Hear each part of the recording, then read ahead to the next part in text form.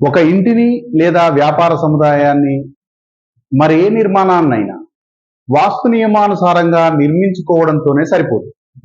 వాస్తు నియమానుసారంగా ఆ ఇంటికి మనం ఏ రకమైన రంగుల్ని వాడుతున్నాం, ఆ ఇంట్లో మనం ఏ విధమైనటువంటి పోస్టర్స్ ని ఉపయోగిస్తున్నాం లేదా వాల్ పెయింటింగ్స్ ని వాడుతున్నాం అనే దానికి వాస్తు శాస్త్రంలో చాలా చాలా ఎక్కువ ప్రయారిటీ ఇవ్వడం జరిగింది. విశ్వకర్మ ప్రకాశ సమరాంగణ సూత్రధార అనేటువంటి గ్రంథాల్లో వీటి గురించిన వివరణ చాలా ఎలాబొరేటెడ్ గా చాలా విపులంగా ఉంది. ఏం చెప్పారు అక్కడ అంటే, వాస్తు శాస్త్రం పంచేంద్రియాలు, జ్ఞానేంద్రియాలు 5, ఈ 5టి మీద ఆధారపడే వాస్తు నియమానుసారంగా ప్లాన్ చేయాలి అని చెప్పి చెప్పబడుతుంది. ఏంటివి 5 పంచేంద్రియాలు? కళ్ళు, చెవులు, ముక్కు, నాలుక, స్కిన్, త్వచం. ఈ 5 పంచేంద్రియాల ఆధారంగా ప్లాన్ చేసినప్పుడే, కలరింగ్ వేసినప్పుడు మాత్రమే ఆ ఇల్లు వాస్తు నియమానుసారంగా ఉంటుంది అని చెప్పబడింది. మనం ఒక ఇంటిని ప్లాన్ చేసేటప్పుడు ఏకాశీతి పదవాస్తు పద్ధతిలోనే ప్లాన్ చేయాలి అని చెప్పి మళ్ళీ చెప్పుకుంటూ ఉన్నాం. ఏకాశీతి పదవాస్తు పద్ధతిలో ప్లాన్ చేసినప్పుడు మనం ఖండ నిర్ణయ్, ఆ తర్వాత విధి విన్యాసం, ఆ తర్వాత పద విన్యాసం, ఈ 3 క్రమంలో జరగాలి. పద విన్యాసం జరిగేటప్పుడు మనం ఎక్కడ నుండి ఎక్కడకు ఏ పదం ఉంది, అక్కడ ఉన్నటువంటి ఆధిపత్య దేవత ఎవరు, అక్కడ ఉన్నటువంటి గ్రహం ఏంటి, ఇట్లాంటి విషయాల ఆధారంగా మనం పద విన్యాసాన్ని అర్థం చేసుకుంటాం. ఇప్పుడు సపోజ్ పడమర ఉన్నది, ఇది 0 degrees నార్త్ ఉన్నటువంటి స్క్వేర్ ప్లాట్ అనుకొని మనం స్టడీ చేస్తున్నాం. ఇది పడమర. ఈ పడమరలో ఇక్కడ మిత్రపదం, ఇక్కడ వరుణ స్థానం. ఈ పడమరకు అధిపతి శని భగవానుడు. శని భగవానుడి యొక్క కలర్ నలుపు. కాబట్టి శని భగవానుడి యొక్క స్థలం ఈ ఏరియాలో మీరు నలుపు వాడినా ఇబ్బంది లేదు. కానీ అదే నార్త్ లో కానీ, ఈస్ట్ లో కానీ నలుపు, ఆగ్నేయంలో కానీ దక్షిణంలో కానీ నలుపు వాడితే అత్యంత ప్రమాదకరం అని చెప్పి వాస్తుశాస్త్రం చెబుతుంది. ఇది ఫర్ ఎగ్జాంపుల్ చెబుతున్నాను.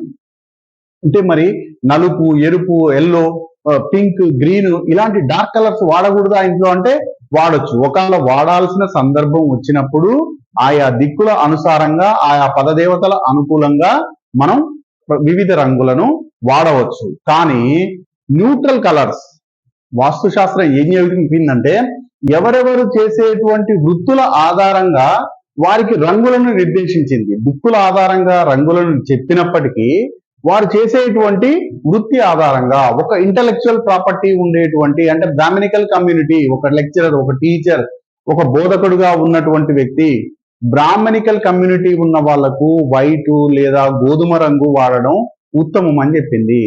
అట్లనే క్షత్రియ, వైశ్య, శూద్ర అంటే వాళ్ళు చేసేటువంటి పనుల ఆధారంగా నిర్ణయించి ఆ రంగులను నిర్ధారించుకోమంది. కానీ యూనివర్సల్ గా లైట్ కలర్స్ అనేవి ఎప్పటికీ మంచివి అని చెప్పడం జరిగింది.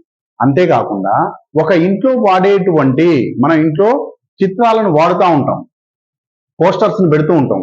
ఏ పోస్టర్ ని ఎందుకు వాడాలి అనేటువంటి విషయాలను చెప్పడం జరిగింది. రసాలు 9గా చెప్పబడ్డాయి. ఈ నవరసాలలో హాస్యము, శృంగారము మినహా మిగతా ఏ రసాలను వాడకూడదు అని చెప్పి వాస్తుశాస్త్రం చాలా క్లియర్ గా చెప్పింది. సన్యాసంలో ఉన్న వాళ్ళు, యోగులు, యతులు ఇలాంటి వారి చిత్రపటాలను ఇంట్లో ఎట్టి పరిస్థితుల్లో వాడద్దు అని చెప్పింది. యుద్ధ సన్నివేశాలు, ప్రమాదాలకు సంబంధించిన సన్నివేశాలు, ఎండిపోయిన చెట్లతో ఉన్నటువంటి సన్నివేశాలతో కూడిన చిత్రపటాలను ఇంట్లో ఎట్టి పరిస్థితుల్లో ఉపయోగించకూడదు అని వాస్తుశాస్త్రం చెప్పింది. విశ్వకర్మ ప్రకాశ్ లో యోగ్య అప్రయోజ్ అనేటువంటి అధ్యాయంలో వీటి గురించిన వివరణ ఉంది. అదేవిధంగా ఇంట్లో ఏ విధమైనటువంటి శబ్దాలు వినబడుతున్నాయి, మనం ఏం వింటున్నాము, ఒక ఇంట్లో మనం ప్రతిరోజు ఎలాంటి సౌండ్స్ ను వింటున్నాము, అంటే వేద మంత్రాలు వింటున్నామా, లేదా పాప్ మ్యూజిక్ వింటున్నామా, లేదా మైండ్ డిస్టర్బింగ్ మ్యూజిక్ ని వింటున్నామా అనేది కూడా ఒక ఇంటి యొక్క వాస్తుని, ఆ ఇంటి యొక్క భవిష్యత్తును నిర్ధారిస్తుందని వాస్తుశాస్త్రం చెప్తుంది. సుస్వరయుక్తమైనటువంటి సంగీతాన్ని లేదా లయబద్ధంగా ఉన్నటువంటి వేద మంత్రాలను లేదా సూక్తాలను వినడం ఇంట్లో అత్యంత అద్భుతమైన రిజల్ట్స్ ని ఇస్తాయి అని చెప్పడం జరిగింది వాస్తుశాస్త్రం. అదేవిధంగా ఏ విధమైనటువంటి వాసన ఒక ఇంట్లోకి ఎంటర్ అయినప్పుడు దుర్గంధం వస్తుందా, సుగంధం వస్తుందా? Simple logic. ఒక ఇంట్లో లక్ష్మి కావాలంటే, ఒక ఇంట్లో ధనము, బంగారము, సంపద కావాలంటే గంధం యొక్క స్మెల్ రావాలి అని చెప్పి రూప్, రంగ్, గంధ్, స్వాద్ ఈ లక్షణాల గురించినటువంటి వివరణ చెప్పింది.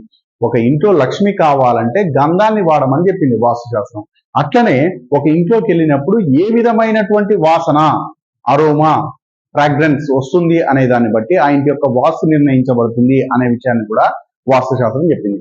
నెక్స్ట్ ఆహారం విషయంలో ఖట్టా మీఠా అంటే అత్యంత కారం తినడం, లేదా అత్యంత స్వీట్ తినడం, లేదా ఉప్పు అధికంగా తినడం, ఇట్లాంటి విషయాల గురించినటువంటి వివరణ వాస్తుశాస్త్రంలో చెప్పబడింది. ఏం తింటున్నాం అనే దాన్ని ఒక ఇంటి యొక్క భవిష్యత్తును నిర్ణయించడంలో అత్యంత ముఖ్యమైన విషయంగా వాస్తుశాస్త్రం చెబుతుంది. కాబట్టి పంచేంద్రియాలకు ఉన్నటువంటి జ్ఞానం ఆధారంగా, పద విన్యాసం ఆధారంగా ఒక ఇంట్లో రంగులు, భోజనం, మ్యాప్స్ లేదా పోస్టర్స్, ఆ విధంగా సౌండ్, ఈ అన్ని విషయాలను నిర్ధారించుకున్న తర్వాతనే ఒక ఇల్లు పూర్తి వాస్తు ప్రకారం ఉన్నట్టు అని చెప్పి సమరాంగన్ సూత్రధార్, మనుష్యాలయ చంద్రిక, విశ్వకర్మ ప్రకాష్ ఇట్లాంటి ప్రాచీన వాస్తుశాస్త్ర గ్రంథాలు క్లియర్ గా చెబుతున్నాయి. కాబట్టి వీటన్నిటిని ఫాలో చేయాలి.